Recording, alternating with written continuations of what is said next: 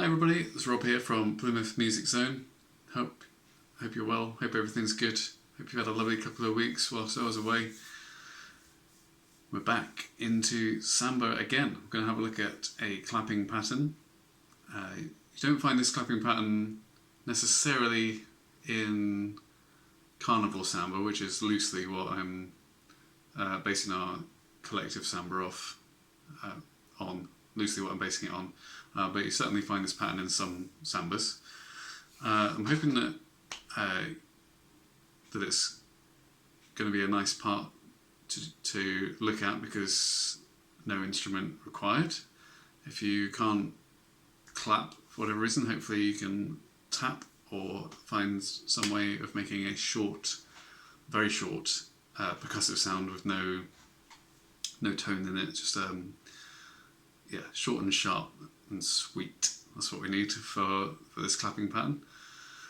I believe this has origins in sort of Middle East type areas. This rhythm, North Africa, and it's a catchy one. So you find it in lots of different music. Let's get into it. So we've got three. The pattern has three claps in it, and there's no like variation in the types of clap. It's just a clap, and there's the first one is in unison with the pulse. So I've got a trusty Google metronome here. Let's get 80 beats per minute up. We've been talking about how Samba is technically, well, often it's 2/4, so it goes 1, 2, 1, 2. That won't affect us too much today though, so not something to get concerned about. So the first pattern, the first note of our clapping pattern is on the first beat of a bar. So we want to be thinking 1, 2, 1, 2. 1, 2, 1, 2, 1, 2, 1, 2, 1, 2, 1, 2. So the second note of our pattern falls just before beat 2. So we've been going along going 1, 2, 1, 2, 1, 2. The second note just before the 2. 1, 2, 1, 2, 1, 2. 1, 2, so it's down, 1,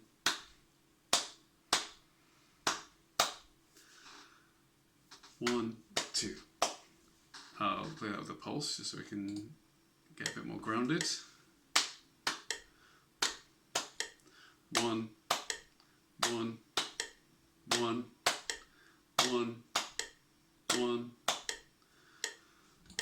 and then the third and final pulse of this pattern occurs halfway through the second beat. 1, 2, 1, 2, 1, 2. So knowing where the pulses fall is useful. I would say it's advisable. I would say it's a good thing to do, but also this pattern hopefully is just one that you can kind of absorb, and it will just, I'm hoping it's one of those ones that's more difficult to actually explain than it is just to do it. So let's hear the three notes without the metronome first.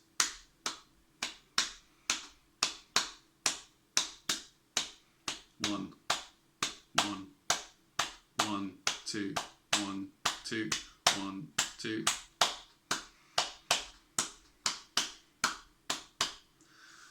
And with the metronome. 1, 2, 1, 2.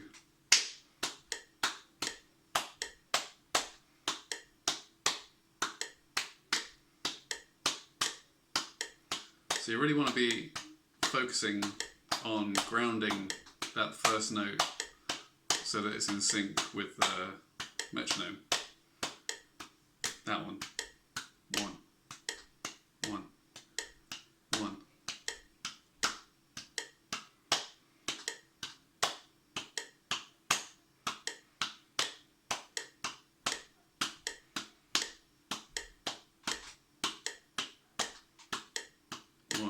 2, 1, 2. So it might be one of those ones that just takes a bit of practice to build up. So getting used to placing that first one on the beat, and then getting used to the way that that second note just falls before beat 2, and then the way that that third note comes halfway through the second beat. And the last note of the pattern and the first end up quite close together, because the 3 notes there, they're fairly well spaced. But when you repeat the pattern, you get those 2 close together. Da da da da da da, and 1 and 1 and 1 and 1. I think that's about all there is to it. Good luck. As always, let me know if you get stuck with this pattern, either in the comments or emailing rob at plymouthmusiczone.org.uk. I'm hoping it's a fun pattern, maybe something you could use in your own music depending on what you do. Very versatile pattern, and kind of syncopated and funky, a bit elusive when you get it locked in. It adds tension to the sort of, we talked about being more on the downbeats and how that's kind of like a stronger, squarer feel, and when you have more syncopation,